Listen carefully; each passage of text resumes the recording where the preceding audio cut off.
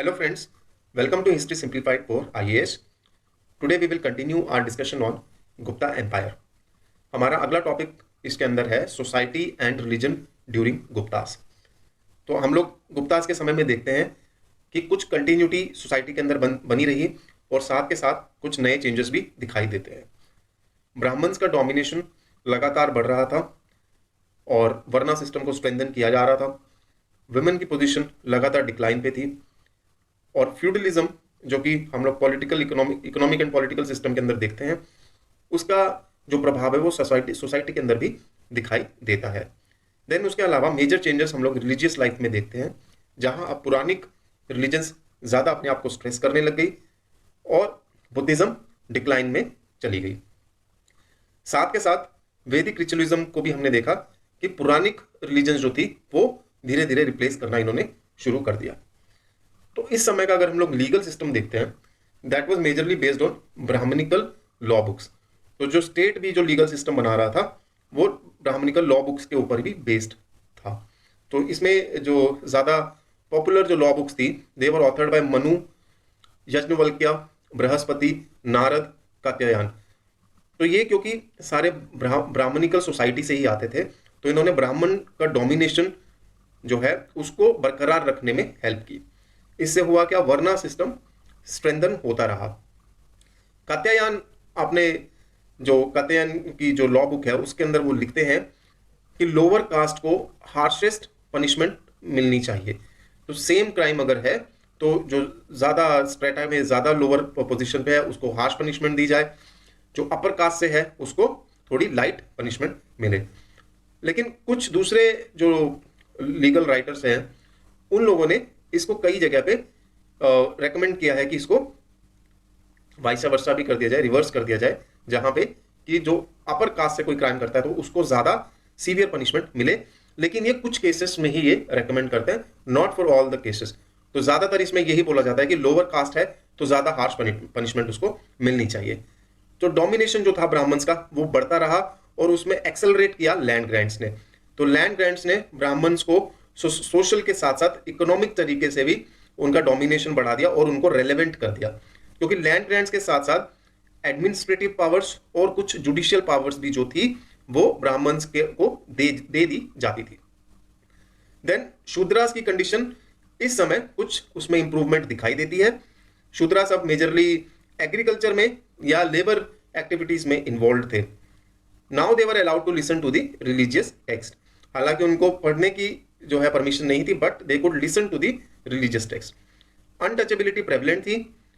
Hyun Tsang, जो कि हर्षवर्धन के समय इंडिया विजिट किया था उसने, तो ह्यून सांग लिखता है कि butchers, fisherman, theatrical performers and scavengers had to live outside the town. तो ह्यून सांग कहते हैं कि क्लैपर साउंड करना पड़ता था अगर इनमें से कोई टाउन में आता था। तो these people were outcast and untouchable. Then slaves के बारे में भी सोर्सेस मिलते हैं और स्लेव्स कहां कहां से आते थे, कौन को कहां कहां बैकग्राउंड था उनका। तो स्लेव्स एक तो प्रिजनर्स ऑफ वॉर हो गए, वो स्लेव्स हैं। देन डेट बॉन्ड्समैन, जो बॉन्डेड लेबर है, जो डेट में चला गया है, उस तरह की जो क्लास है, that is also under the slaves. Then slaves born to slaves women.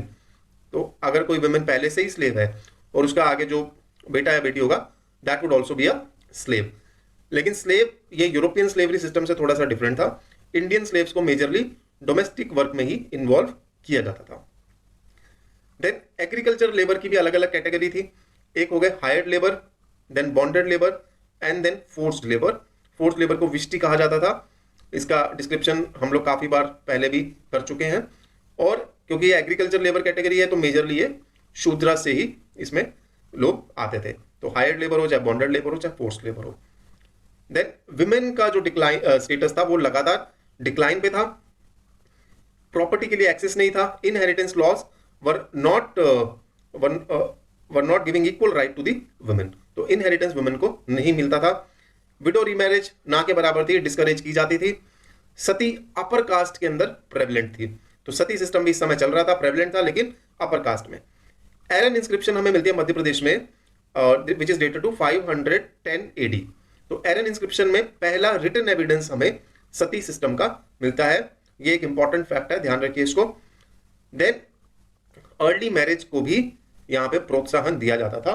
तो मेजरली अर्ली मैरिज ये वुमेन के लिए, गर्ल चाइल्ड के लिए बोला जा रहा है। तो अर्ली मैरिज को भी जो ये लॉ गिवर्स है देवर एडवोकेटिंग इट। देन फाहियान कहते हैं कि फाहियान जो कि एक चाइनीज ट्रेवलर थे, वो कहते हैं कि vegetarianism was prevalent in India, लेकिन दूसरे सोर्सेस से हमें ये पता चलता है कि meat was also commonly eaten. Then gambling और animal fights they were common leisure activities. अब हम आते हैं रिलीजन में। तो रिलीजन में हमने पहले बोला कि काफी चेंजेस देखने को मिलते हैं, और Vaishnavism, Shaivism and Mahayana Buddhism तीनों के ऊपर भक्ति का इन्फ्लुएंस दिखाई देना इस समय से शुरू हो गया था। तो भक्ति ने सबको इन्फ्लुएंस किया। तो भक्ति क्या है? भक्ति means devotion and love towards the God. तो ये इन तीनों रिलीजन्स के अंदर देखने को मिलता है। अब वैष्णविज्म और शैविज्म की रेलेवेंस बढ़ गई, दे वर एक्सप्रेसिंग देमसेल्व्स, और धीरे धीरे जो है ये पॉपुलर भी होते गए। वैष्णविज्म ने ज्यादा पॉपुलैरिटी ली if we compare it with Shaivism. तो वो लोग वही कहते थे कि डिवोशन टू गॉड होगा, जो कि भक्ति बोलते हैं कि गॉड के लिए डिवोशन होगा, लव होगा, तो लिबरेशन लिया जा सकता है, मोक्ष की प्राप्ति हो सकती है। देन ये पुरानिक रिलीजन्स ने लोगों को अपील क्यों किया? क्योंकि ये वैदिक रिचुअल्स जो थे दे वर वेरी एक्सपेंसिव, लेकिन पुरानिक रिलीजन्स ने इस तरह की चीजें दी जो कि कोई भी इंसान कर सकता था।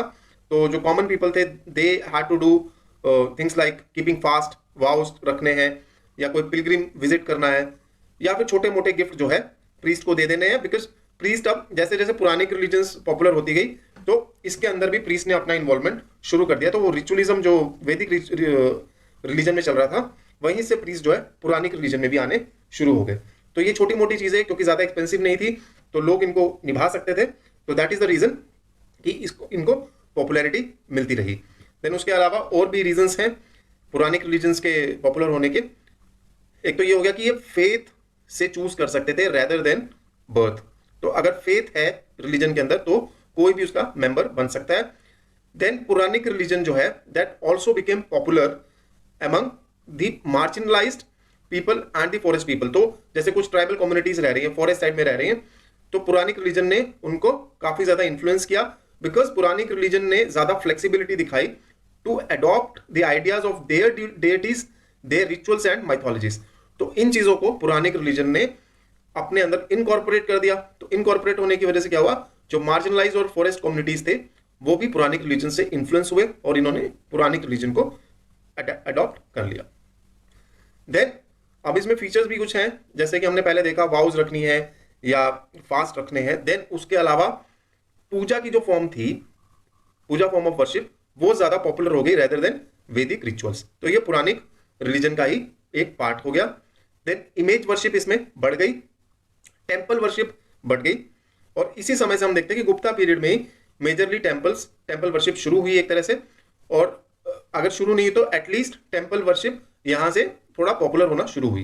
तो धीरे धीरे टेम्पल वर्शिप पॉपुलर होती गई, और बाद में हम देखते हैं काफी ग्रैंड टेम्पल्स स्टेट ने खुद रिस्पॉन्सिबिलिटी लेके बनवाए थे।